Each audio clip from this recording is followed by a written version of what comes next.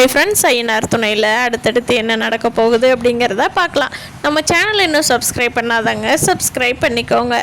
ஒரு வழியாக சந்தாவோட வீட்டில் சம்மதம் வாங்கிக்கிட்டு சேரன், நிலா, சோழன் எல்லாருமே திரும்பி வர போகிறாங்க. சேரனுக்கு சந்தாவை விட்டு வர்றதுக்கு மனசே இல்லை. ரொம்ப கஷ்டப்பட்டு பிரிஞ்சு வர்றாங்க. சந்தாவுக்கும் அதே ஃபீலிங் தான். ரெண்டு பேரும் பயங்கர ஃபீலிங்ஸோடு பிரிஞ்சு வர்றாங்க.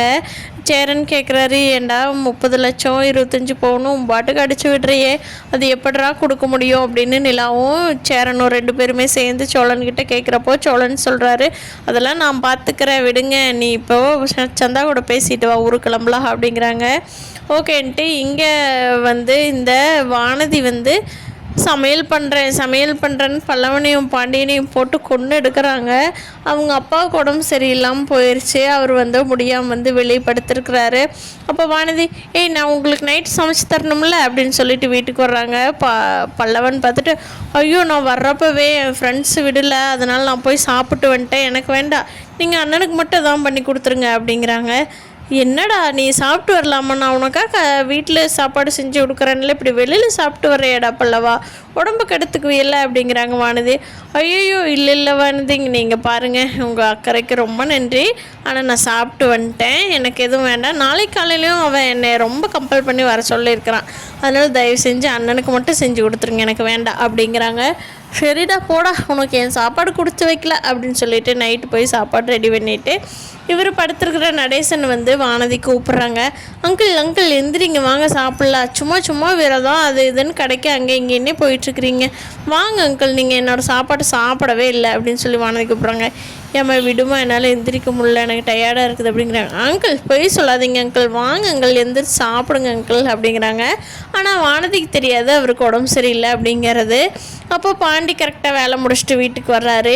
அவருக்கு உடம்பு சரியில்லை, அவர் விட்டு உன்னோட சாப்பாட்டுக்கு கூப்பிட்றையே, ரொம்ப தொந்தரவு பண்ணாத, நொய் எரிச்சலை கிளப்பிட்டு இருக்கிற, அவரை கூப்பிடாத கம்முன்ற, அவர் நிம்மதியாக இருக்கட்டும் அப்படிங்கிறாரு. என்னடா எரிச்சல் கிளப்புறனா, பாத்தியாடா என் வேலையெல்லாம் விட்டுட்டு எங்கள் அம்மாவோடலாம் சண்டை கட்டிக்கிட்டு உங்கூட உங்கள் வீட்டுக்காக இப்படி சமைச்சு போடுறவள இப்படி திட்டிட்டேடா பாண்டி, போ, நான் உனக்கு சமையல் செஞ்சு கொடுக்கவே வரமாட்டேன், என்னமோ பண்ணி தொலைங்க அப்படின்னு சொல்லிட்டு வானதி கோவம் வந்துடுது பட்டுன்னு. வானதி நில்லு அப்படிங்கிறாங்க. பல்லவன் அண்ணே தயவு செஞ்சு போகட்டு விடுன்னு, நீ கூப்பிட்றாதானே, உனக்கு புண்ணியமாக போகுவா, நம்ம ரெண்டு பேரும் கூட ஏதாவது பண்ணி சாப்பிட்டுக்கலாம் அப்படிங்கிறான். பாண்டியும் ஓகேன்ட்டு விட்டுறாங்க. போன வானதி அவங்க அம்மா கிட்ட, அம்மா எனக்கு கல்யாணம் போய் நீ வைமா உடனே அப்படிங்கிறாங்க. ஏண்டி உடனே எப்படி பண்ணுறது, அதுதான் அவங்க அண்ணனுக்கு கல்யாணம் பண்ணால் தான் உன்னை கல்யாணம் பண்ணிக்கு வந்துட்டானே, ஃபஸ்ட்டுன்னா அவங்க அண்ணனுக்கே ரெடியான கல்யாணம் நின்றுச்சு, உனக்கு எப்படி பண்ணி வைக்கிறது அப்படிங்கிறாங்க. நான் பாண்டி கூட கல்யாணம் பண்ணி வைக்க சொல்லலை, எனக்கு வேறு மாப்பிள்ளை பார்த்து கல்யாணம் பண்ணி வைங்க அப்படிங்கிறாங்க. ஏண்டி என்னாச்சு அப்படிங்கிறாங்க. 3 பேரும், அவங்க அம்மா அப்பா அண்ணன் 3 பேரும், இல்லை அவன் என்னை மதிக்கவே மாட்டேங்கிறான், நான் நீ அவன் வீட்டுக்கும் போகலை, அவன் எனக்கு வேண்டாம், சீக்கிரமாக பார்த்து கல்யாணம் பண்ணி வைங்க அப்படிங்கிறாங்க. சரிடி பார்த்துக்கலாம், போ, துண்ணுட்டு போய் படு அப்படின்றாங்க அவங்க அம்மா. அவங்க அண்ணனுக்கு ஒரே குஷியாயிருது. பாண்டிகிட்ட, என்னடா தெய்வீக காதல் அது இதுன்னு, என்னாச்சு இப்போ காதல் புட்டுக்குச்சா, என்னடா சீன் போட்டிங்க நீயும் தங்கச்சியும், இப்போ தானே எனக்கு நிம்மதியாக இருக்குது அப்படிங்கிறான். இவனுக்கு ஒன்றுமே புரியல, என்னடா உளர்ற அப்படிங்கிறாங்க. அப்போ தான் சொல்கிறான், என் தங்கச்சி வேறு மாப்பிள்ளை பார்த்து கல்யாணம் பண்ணுறன்ட்டா அப்படிங்க ஓங்கி ஒரு அடி வைக்கிறான் பாண்டி. என்னடா சொல்கிற, அவளாவது வேறு கல்யாணம் பண்ணுறங்க, போய் வேலையை பார்த்துக்கோ, மரியாதை இங்கேருந்து ஓடி போயிடும் அப்படின்னு சொல்லி பாண்டி வானதியோட அண்ணனை விரட்டி விட்டுறாங்க. வானதி வேகமாக கிளம்பி வர்றாங்க.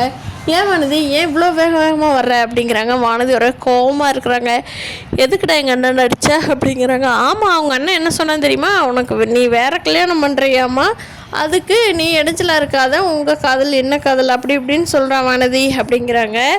ஆமாம், நான் தான்டா சொன்னேன், நீ தான் என்னை தேவையில்லாத தொந்தரவு பண்ணுறான்னு சொல்லிட்டியல உங்கள் வீட்டில், நான் உன்னை தொந்தரவே பண்ண மாட்டேன்டா, நான் வேறு கல்யாணம் பண்ணிக்கிறேன்டா, நான் தானே எங்கள் வீட்டில் சொன்னேன், அதை தாண்டா எங்கள் அண்ணன் சொன்னேன், இனிமேல் எங்கள் அண்ணன் மேலே கை வைக்கிற வேலையை வச்சுக்கிட்டேன்னா பாரு அப்படிங்கிறாங்க வானதி.